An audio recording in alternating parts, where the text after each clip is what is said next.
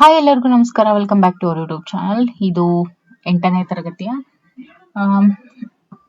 4ನೇ ವಿಡಿಯೋ ಆಗಿರುತ್ತೆ. ಇಲ್ಲಿ ನೋಡಿ, ಆಯತ ಘನ ಮತ್ತು ಸಿಲಿಂಡರ್ ಆಕಾರದ ವಸ್ತುಗಳ ಮೇಲ್ಮೈ ವಿಸ್ತೀರ್ಣ ಹಾಗೂ ಘನಫಲಗಳನ್ನ ಕಂಡುಹಿಡಿತಾರೆ. ಇದ್ರ ಬಗ್ಗೆ ಆಗಿರುತ್ತೆ. ಮೊದಲನೇ ಪ್ರಶ್ನೆ ಬಹು ಆಯ್ಕೆ ಪ್ರಶ್ನೆಗಳು ನೋಡಿ. 5 ಸೆಂಟಿಮೀಟರ್, 3 ಸೆಂಟಿಮೀಟರ್ ಮತ್ತು 4 ಸೆಂಟಿಮೀಟರ್ ಆಯಾಮವಿರುವಂತ ಆಯತ ಘನದ ಘನಫಲ ಅಂತ ಕೇಳಿದರೆ ನೋಡಿ 5, 3, 4. ಸೊ ಈ ರೀತಿಯಾಗಿ ಸೆಂಟಿಮೀಟರ್ಸ್ ಅನ್ನ ಒಳಗೊಂಡಿರುವಂತಹ ಆಯಾಮವಿರುವ ಆಯತ ಘನದ ಘನಫಲ ಏನಾಗುತ್ತೆ ಅಂತ ಹೇಳಿದ್ರೆ 60 ಕ್ಯೂಬಿಕ್ ಸೆಂಟಿಮೀಟರ್ ಆಗುತ್ತೆ. ಓಕೆ, ಒಂದು ಆಯತ ಘನದ ಉದ್ದ ಮತ್ತು ಎತ್ತರವನ್ನ ಸ್ಥಿರವಾಗಿರಿಸಿ ಅಗಲವನ್ನ ದ್ವಿಗುಣಗೊಳಿಸಿದಾಗ ಉಂಟಾಗುವಂತ ಆಯತ ಘನದ ಘನಫಲ ಏನಾಗಿರುತ್ತೆ? ಅದು ಯಾವಾಗ್ಲೂ ಮೂಲ ಘನಫಲ ಏನಿರುತ್ತಲ್ಲ ಅದರ 2ರಷ್ಟು ಇರುತ್ತೆ, ಅಂದ್ರೆ ದ್ವಿಗುಣವಾಗಿ ಇರುತ್ತೆ. ಓಕೆ, ಮೂಲ ಘನಫಲದ ದ್ವಿಗುಣವಾಗಿ ಇರುತ್ತೆ.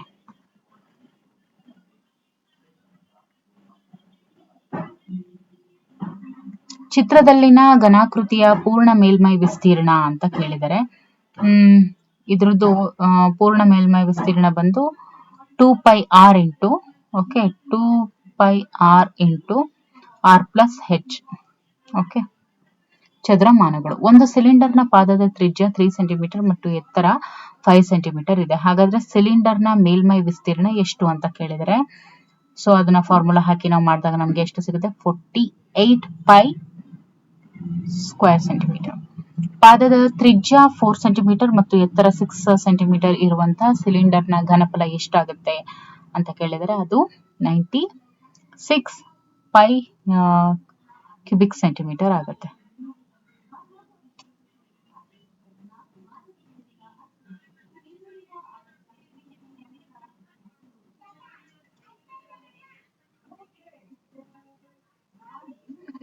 ಅತಿ ಕಿರು ಉತ್ತರ ಪ್ರಶ್ನೆಗಳನ್ನ ನೋಡ್ತಾ ಹೋಗೋಣ.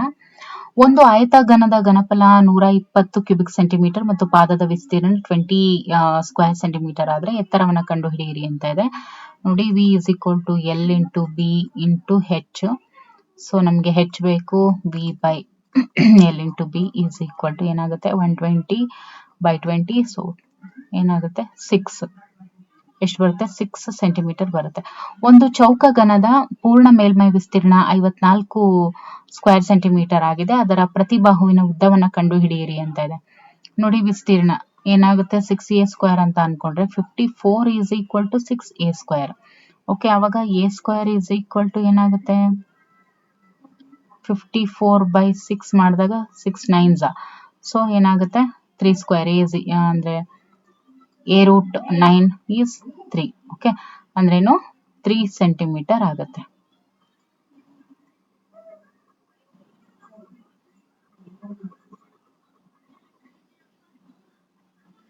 ಇನ್ನು ಮೂರನೇ ಪ್ರಶ್ನೆ, ಮೂರನೇದಾಯ್ತಲ್ವಾ? ಮೂರನೇದು, ಒಂದು ಚೌಕ ಘನದ ಅಂಚಿನ ಉದ್ದ 6 ಸೆಂಟಿಮೀಟರ್ ಆದ್ರೆ ಅದರ ಘನಫಲವನ್ನ ಕಂಡು ಹಿಡಿಯಿರಿ ಅಂತ ಇದೆ.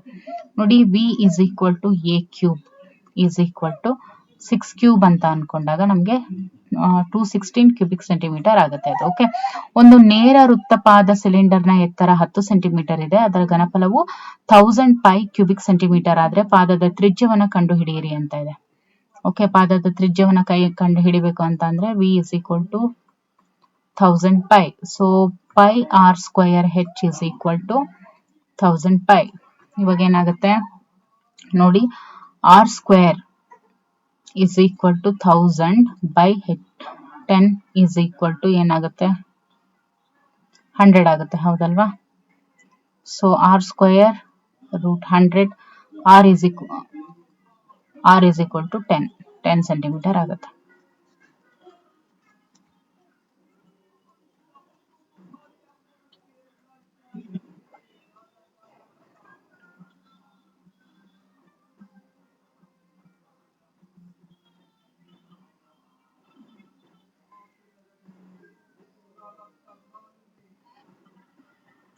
ಐದನೇ ಪ್ರಶ್ನೆ ನೋಡಿ, ಒಂದು ಸಿಲಿಂಡರ್ನ ಪೂರ್ಣ ಮೇಲ್ಮೈ ವಿಸ್ತೀರ್ಣ 150π ಸೆಂಟಿಮೀಟರ್ ಸ್ಕ್ವೇರ್ ಇದೆ. ಪಾದದ ತ್ರಿಜ್ಯ 3 ಸೆಂಟಿಮೀಟರ್ ಆದ್ರೆ ಎತ್ತರವನ್ನ ಕಂಡು ಹಿಡಿಯಿರಿ ಅಂತ ಇದೆ. ಓಕೆ, ಇಲ್ಲಿ ಕೂಡ ನಾವು 2πr into r plus h ಅನ್ನ ಹಾಕಿ, ಸೊ 150 ಪೈ ಮಾಡಿದಾಗ ನಮ್ಗೆ ಏನ್ ಸಿಗುತ್ತೆ 2 × 3 3 + h is equal to 150 ಆಗುತ್ತೆ. So h is equal to 22 centimetre ಸಿಗುತ್ತೆ. ಓಕೆ, ಈಗ ಕಿರು ಉತ್ತರ ಪ್ರಶ್ನೆಗಳನ್ನ ನೋಡ್ತಾ ಹೋಗೋಣ. 4 ಸೆಂಟಿಮೀಟರ್ 3 ಸೆಂಟಿಮೀಟರ್ ಮತ್ತು 2 ಸೆಂಟಿಮೀಟರ್ ಆಯಾಮಗಳನ್ನ ಹೊಂದಿರುವಂತಹ ಆಯತಘನದ ಪೂರ್ಣ ಮೇಲ್ಮೈ ವಿಸ್ತೀರ್ಣವನ್ನ ಕಂಡುಹಿಡಿಯಿರಿ ಅಂತ ಇದೆ. ಪೂರ್ಣ ಮೇಲ್ಮೈ ವಿಸ್ತೀರ್ಣ ಅಂತ ಇದ್ದಾಗ ನೋಡಿ 2 × length × breadth plus breadth × height plus height × length. ಇದಿಷ್ಟಕ್ಕೂ ನಾವು 4 ನೋಡಿ ಇವಾಗ 4 × 3 ಪ್ಲಸ್ 3 × 2 ಪ್ಲಸ್ 2 × 4 ಇದನ್ನ ನಾವು ಮಾಡಿದಾಗ ಏನ್ ಬರುತ್ತೆ 52 ಸ್ಕ್ವೇರ್ ಸೆಂಟಿಮೀಟರ್ ಬರುತ್ತೆ. ಓಕೆ,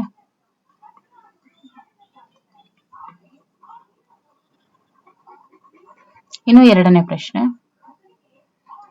5 ಸೆಂಟಿಮೀಟರ್ 3 ಸೆಂಟಿಮೀಟರ್ 7 ಸೆಂಟಿಮೀಟರ್ ಆಯಾಮಗಳನ್ನ ಹೊಂದಿರುವಂತಹ ಆಯತಘನದ ಪಾರ್ಶ್ವ ಮೇಲ್ಮೈ ವಿಸ್ತೀರ್ಣವನ್ನ ಕಂಡುಹಿಡಿಯಿರಿ. ಅಲ್ಲೇನ್ ಹೇಳಿದೆ, ಪಾರ್ಶ್ವ ಮೇಲ್ಮೈ ವಿಸ್ತೀರ್ಣ ಅಂತ ಹೇಳಿರೋದ್ರಿಂದ 2h × L + b. Okay,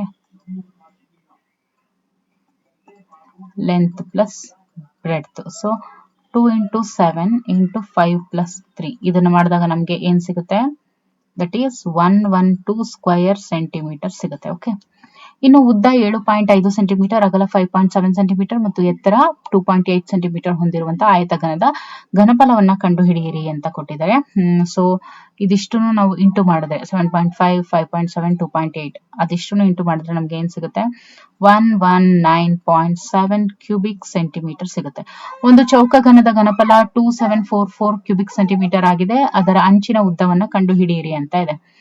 so ಏನಾಗುತ್ತೆ ನೋಡಿ, a cube is equal to 2744.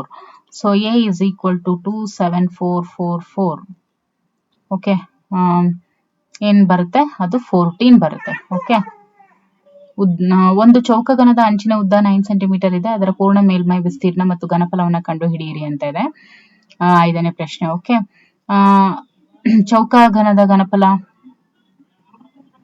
ನೋಡಿ, a cube is equal to 9 cube is equal to 729 cubic centimetre ಇದಾಗುತ್ತೆ. ಇನ್ನು ಪೂರ್ಣ ಮೇಲ್ಮೈ ವಿಸ್ತೀರ್ಣ ಅಂದಾಗ 6a ಸ್ಕ್ವೇರ್ ಆಗುತ್ತೆ. ಓಕೆ, ಸೊ 6a ಸ್ಕ್ವೇರ್ ಆದಾಗ ಏನಾಗುತ್ತೆ, a ವ್ಯಾಲ್ಯೂ ಏನು 9. ಓಕೆ, ಸೊ 6 × 9 ಅದನ್ನ ಮಾಡಿದಾಗ 486 ಸ್ಕ್ವೇರ್ ಸೆಂಟಿಮೀಟರ್ ಸಿಗುತ್ತೆ. ಇನ್ನು 6ನೇ ಪ್ರಶ್ನೆ ನೋಡಿ, ಒಂದು ಮುಚ್ಚಿದ ಸಿಲಿಂಡರ್ ಆಕೃತಿಯ ಡ್ರಮ್ನ ಎತ್ತರ 2 ಮೀಟರ್ ಮತ್ತು ಪಾದದ ತ್ರಿಜ್ಯ 0.5 ಮೀಟರ್ ಆದ್ರೆ ಅದರ ಮೇಲ್ಮೈ ವಿಸ್ತೀರ್ಣವನ್ನ ಕಂಡುಹಿಡಿಯಿರಿ ಅಂತಿದೆ. ಮೇಲ್ಮೈ ವಿಸ್ತೀರ್ಣ ಅಂತ ಬಂದಾಗ 2πr × r + h ಅಂತ ಮಾಡ್ತೀವಿ. ಅವಾಗ ಏನಾಗುತ್ತೆ 2 × 22/7 × r ಏನ್ ಕೊಟ್ಟಿದ್ದಾರೆ value 0.5. Okay, that into r + h ಅಂದ್ರೆ 0.5 + 2 ಆಗುತ್ತೆ. ಸೊ ಅವಾಗ ನಮ್ಗೆ ವ್ಯಾಲ್ಯೂ ಏನ್ ಬರುತ್ತೆ 7.857 ಸ್ಕ್ವೇರ್ ಮೀಟರ್ ಬರುತ್ತೆ. ಒಂದು ಸಿಲಿಂಡರ್ ಆಕಾರದ ಪಾನೀಯ ಸಂಗ್ರಾಹಕದ ತ್ರಿಜ್ಯವು 4 ಸೆಂಟಿಮೀಟರ್ ಮತ್ತು ಎತ್ತರ 15 ಸೆಂಟಿಮೀಟರ್ ಆಗಿದೆ. ಇದರಲ್ಲಿ ಹಿಡಿಸುವಂತಹ ಪಾನೀಯದ ಗರಿಷ್ಠ ಪ್ರಮಾಣವನ್ನ ಲೀಟರ್ಗಳಲ್ಲಿ ಕಂಡು ಹಿಡಿಯಿರಿ ಅಂತ ಇದೆ. ಇದಕ್ಕೆ ನಾವು πr²h is equal to 22/7 × 4² × 15 ಇದಿಷ್ಟು ಮಾಡಿದಾಗ ನಮ್ಗೆ ಏನ್ ಸಿಗುತ್ತೆ 0.753 ಲೀಟರ್ ಸಿಗುತ್ತೆ. ಓಕೆ, ದೀರ್ಘ ಉತ್ತರದ ಪ್ರಶ್ನೆಗಳನ್ನ ನೋಡ್ತಾ ಹೋಗೋಣ. ಈಗ ಆಯತ ಘನಾಕಾರದ ಒಂದು ಖಾಲಿ ತೊಟ್ಟಿಯ ಉದ್ದ 50 ಮೀಟರ್, ಅಗಲ 20 ಮೀಟರ್ ಮತ್ತು ಆಳ 10 ಮೀಟರ್ ಇದೆ. ತೊಟ್ಟಿಯನ್ನ ಪೂರ್ಣವಾಗಿ ತುಂಬಲು ಬೇಕಾಗುವಂತ ಗರಿಷ್ಠ ಪ್ರಮಾಣದ ನೀರನ್ನ ಲೀಟರ್ಗಳಲ್ಲಿ ಕಂಡುಹಿಡಿಯಿರಿ ಅಂತ ಇದೆ. ಸೊ ನೋಡಿ, ಅವಾಗ ಘನಫಲ ಅಂತ ಹೇಳಿದ್ರೆ ಏನು, ಲೆಂತ್ × ಬ್ರೆಡ್ತ್ × ಹೈಟ್. ಸೊ 50 × 20 20 × 10 ಮಾಡಿದಾಗ ನಮ್ಗೆ ಏನ್ ಸಿಗುತ್ತೆ 10,000 ಕ್ಯೂಬಿಕ್ ಮೀಟರ್ ಸಿಗುತ್ತೆ. Okay, so 1 cubic metre is equal to 10,000 cubic metre. So 10,000 cubic metre is equal to ಎಷ್ಟಕ್ಕೆ ಈಕ್ವಲ್ ಅದು 1 ಕೋಟಿ ಲೀಟರ್ಗೆ ಅದು ಈಕ್ವಲ್ ಆಗುತ್ತೆ. ಸೊ ಎಷ್ಟು 100,000 ಇಷ್ಟು ಮೀನ್ಸ್ 100 lakhs ಅಷ್ಟು. Okay, 100 lakhs. ಇಲ್ಲಿ ಕೊಟ್ಟಿರುವಂತ ಎರಡು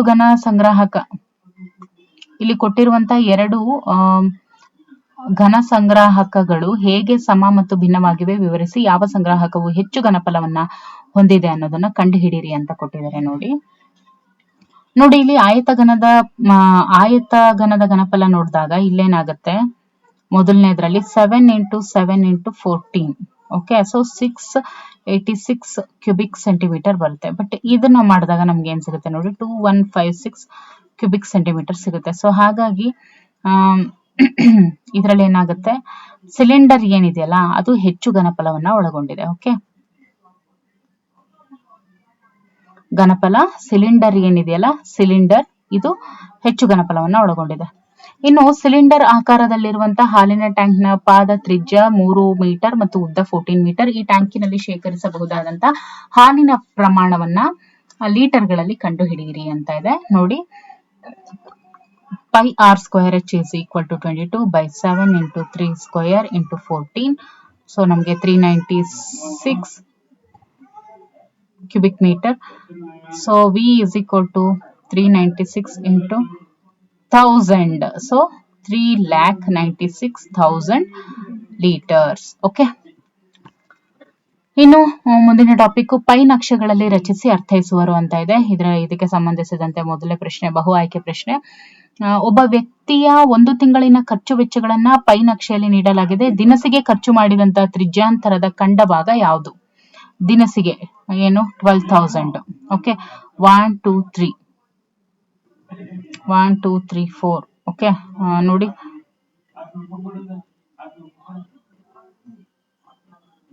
ದಿನಸಿಗೆ ಖರ್ಚು ಮಾಡಿರುವಂತದ್ದು ತ್ರಿಜ್ಯಾಂತರದ ಖಂಡದ ಭಾಗ ಅಂತ ಕೇಳಿದ್ದಾರೆ. ಸೊ ಏನಾಗುತ್ತೆ, ಅದು ಏನಾಗುತ್ತೆ 2/9 ಆಗುತ್ತೆ. ಓಕೆ, ನೀಡಿರುವಂತಹ ಪೈ ನಕ್ಷೆಯು ಒಂದು ಶಾಲೆಯಲ್ಲಿನ ಗಂಡು ಮತ್ತು ಹೆಣ್ಣು ಮಕ್ಕಳ ಶೇಕಡಾವಾರು ಭಾಗವನ್ನು ಪ್ರತಿನಿಧಿಸುತ್ತೆ. ಶಾಲೆಯಲ್ಲಿನ ಹೆಣ್ಣು ಮಕ್ಕಳ ಸಂಖ್ಯೆಗೂ ಒಟ್ಟು ಮಕ್ಕಳ ಸಂಖ್ಯೆಗೂ ಇರುವಂತ ಅನುಪಾತ ಎಷ್ಟು ಅಂತ ಕೇಳಿದರೆ, ಎಷ್ಟು ಅಂತ ಹೇಳಿದ್ರೆ ದಟ್ ಈಸ್ 3:4, ಅಂದ್ರೆ 3/4. ಹೌದಲ್ವಾ?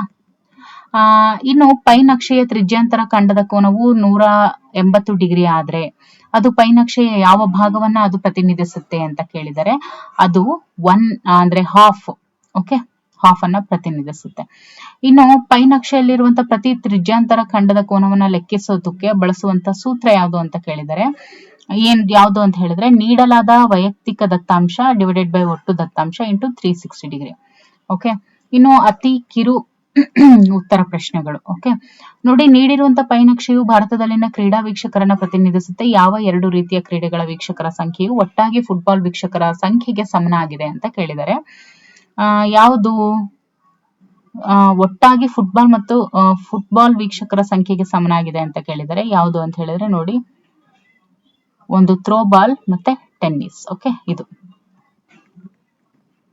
ಮುಂದೆ ನೀಡಲಾದ ಪೈ ನಕ್ಷೆಯು ಸಾಮಾನ್ಯ ಮಾನವ ದೇಹ ಏನಿದೆ ಹೇಗೆ ಮಾಡಲ್ಪಟ್ಟಿರುತ್ತೆ ಅನ್ನೋದನ್ನ ಇದು ತೋರಿಸುತ್ತೆ. ದೇಹದ ಅತ್ಯಂತ ದೊಡ್ಡ ಭಾಗ ಮತ್ತು ಕನಿಷ್ಠ ಭಾಗ ಯಾವುದರಿಂದ ಮಾಡಲ್ಪಟ್ಟಿದೆ ಅಂತ ಕೇಳಿದರೆ, ಯಾವುದರಿಂದ? ದೊಡ್ಡ ಭಾಗ ಯಾವುದು? ಮಾಂಸಖಂಡ. ಓಕೆ, ಇನ್ನು ಕನಿಷ್ಠ ಭಾಗ ಉಳಿದಂತದ್ದು ಏನಿದೆ ಅದು. ಇನ್ನು ಪೈ ನಕ್ಷೆಯ ಒಂದು ತ್ರಿಜ್ಯಾಂತರ ಖಂಡವು ಒಟ್ಟಾರೆಯ 25% ಅನ್ನು ಪ್ರತಿನಿಧಿಸಿದ್ರೆ ಆ ತ್ರಿಜ್ಯಾಂತರ ಖಂಡದ ಕೋನ ಎಷ್ಟು ಅಂತ ಕೇಳಿದರೆ, ಅದು ಎಷ್ಟು ಅಂತ ಹೇಳಿದ್ರೆ ದಟ್ ಈಸ್ 90 ಡಿಗ್ರಿ. ಓಕೆ, ಇನ್ನು ಪೈ ನಕ್ಷೆಯಲ್ಲಿ ಒಂದು ತ್ರಿಜ್ಯಾಂತರ ಖಂಡವು ಒಟ್ಟು ದತ್ತಾಂಶ 1/6 ಭಾಗವನ್ನು ಪ್ರತಿನಿಧಿಸುತ್ತದೆ. ಆ ತ್ರಿಜ್ಯಾಂತರ ಖಂಡದ ಕೋನ ಎಷ್ಟು ಅಂತ ಕೇಳಿದರೆ, ಎಷ್ಟು ಅಂತ ಹೇಳಿದ್ರೆ 60 ಡಿಗ್ರಿ. ಓಕೆ, ಒಂದು ಪೈ ನಕ್ಷೆಯನ್ನ 6 ಸಮ ತ್ರಿಜ್ಯಾಂತರ ಖಂಡಗಳಾಗಿ ವಿಭಾಗಿಸಿದ್ರೆ, ಓಕೆ,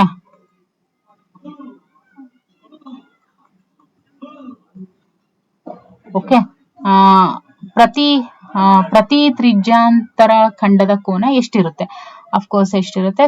60 ಡಿಗ್ರಿ ಇರುತ್ತೆ. ಇನ್ನು ದೀರ್ಘ ಉತ್ತರದ ಪ್ರಶ್ನೆಗಳು. ನೋಡಿ, 200 ಜನರ ಒಂದು ಸಮೀಕ್ಷೆಯಲ್ಲಿ ಅವರ ನೆಚ್ಚಿನ ಹಣ್ಣುಗಳು ಈ ಕೋಷ್ಟಕದಲ್ಲಿರುವಂತ ಇದೆ. ಈ ದತ್ತಾಂಶಗಳಿಗೆ ಪೈ ನಕ್ಷೆಯನ್ನ ರಚಿಸಿ ಅಂತ ಇದೆ. ಓಕೆ,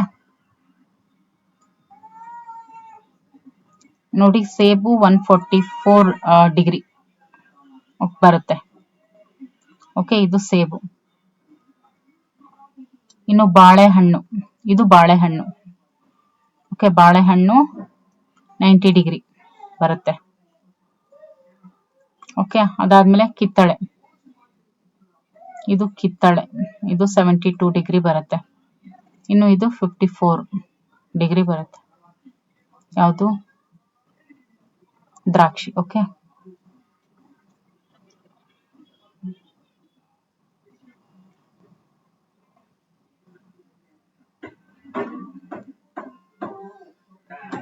ಯಾಕೆ ಅಂದ್ರೆ ಇಲ್ಲಿ 200 ಇದೆ ಅಲ್ವಾ, ಹೆಂಗ್ ಬಂತು ಅದು ಅಂತ ಅಂದ್ರೆ ನೋಡಿ, 200 ಜನರ ಸಮೀಕ್ಷೆ. ಓಕೆ, 200 ಜನರ ಸಮೀಕ್ಷೆಯಲ್ಲಿ ಜನರ ಸಂಖ್ಯೆ 80 ಬಂತು.